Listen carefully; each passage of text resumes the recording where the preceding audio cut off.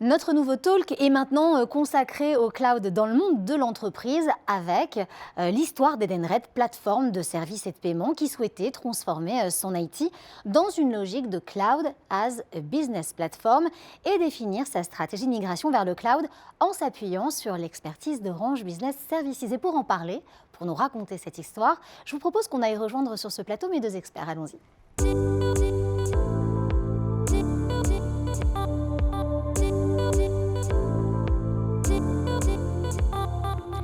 Et mes invités pour ce talk, Véronique Sinclair, bonjour et bienvenue sur ce plateau. Bonjour. Ravie de vous recevoir, vous êtes DSI chez Edenred France. Abdelatif Aradi, bonjour et bienvenue. Bonjour. Ravie de vous accueillir également. Vous êtes directeur commercial France chez Orange Business Services. Alors avec vous, nous allons donc parler de cette collaboration et pour mieux la comprendre, j'aimerais qu'on parle des enjeux digitaux auxquels était confronté Edenred avant de faire appel à Orange Business Services, Véronique. Oui, alors d'abord, j'aimerais représenter Edenred pour ceux qui ne nous connaissent pas. Donc Edenred, aujourd'hui, c'est le leader de l'argent fléché. On offre des solutions de paiement à usage spécifique dans 4 univers. D'abord, l'alimentation. Vous connaissez tous le ticket restaurant, le fameux. C'est vrai. Dans l'univers de la motivation, on a des marques connues qui sont Kadeos, ProWebCE, MeClub. Dans la mobilité, on offre des cartes carburant, le ticket mobilité également. Et puis dans les solutions de paiement pour entreprises, on a des cartes virtuelles pour payer entre entreprises. Quelques chiffres aussi, donc c'est plus de 7 millions de salariés utilisateurs de nos solutions. C'est un réseau de 400 000 partenaires marchands qui acceptent nos solutions. Et puis voilà, je dirais qu'on a réussi notre transformation pour devenir véritable leader du digital sur nos marchés. En 2014, on a été les premiers à sortir la carte ticket restaurant. En 2016, les premiers aussi à sortir le paiement mobile avec Apple Pay. Et puis en 2018, grâce à nos API, on a pu offrir à nos utilisateurs de payer sur les plateformes de livraison de repas, ce qui est assez intéressant en temps de Covid.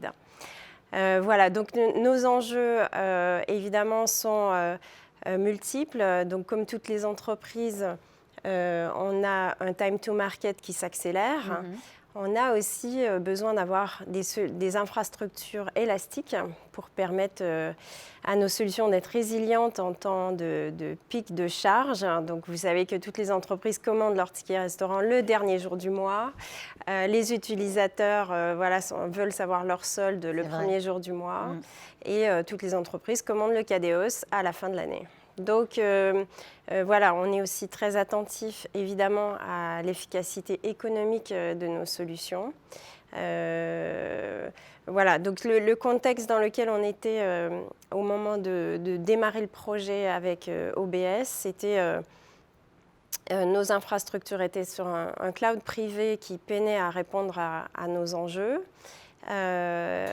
Et donc, depuis 2 ans, toutes nos nouvelles applications, on les développait dans le cloud public de Microsoft Azure. Et du coup, l'idée, là, c'était d'accélérer la transformation et le mouvement vers le cloud public. D'accord, pour pouvoir vraiment avoir cette réactivité par rapport et aux entreprises et aux salariés notamment. C'est ce que vous nous avez très bien expliqué. Tout à fait. Abdelatif, qu'est-ce qui a été concrètement mis en place pour répondre aux besoins d'Edenred ? Alors, tout d'abord, un plan de transformation vers le cloud, pour résumer simplement, c'est 3 grandes étapes. D'accord. Une première phase d'assessment et de définition de stratégie. Une deuxième phase de modernisation et de migration des applications. Et donc là, on va retrouver plusieurs scénarios de migration, donc du lift and shift, la réécriture de l'application dans sa globalité dans un environnement cloud native. Et la dernière phase, c'est le management de la plateforme dans sa globalité et l'optimisation de la façon dont on utilise le cloud.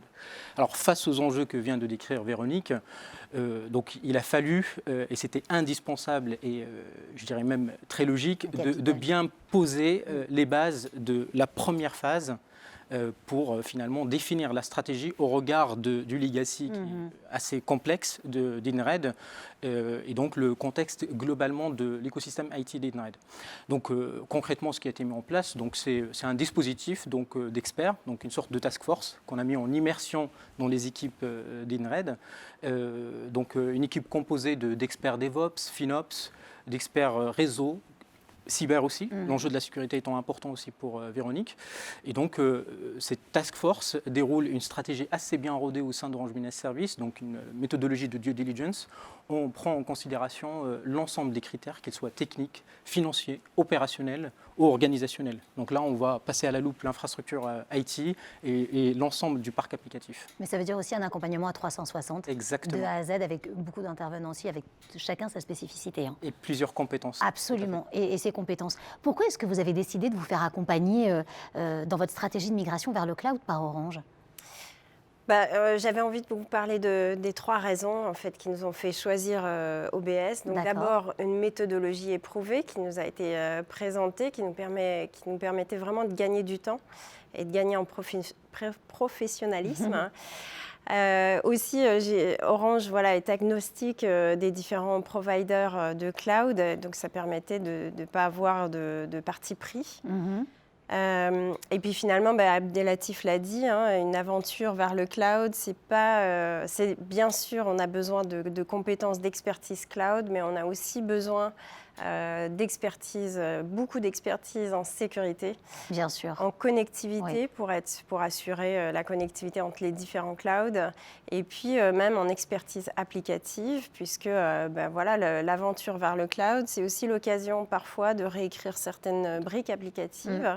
Et donc avec Orange, j'étais rassurée de pouvoir avoir accès à toutes ces compétences.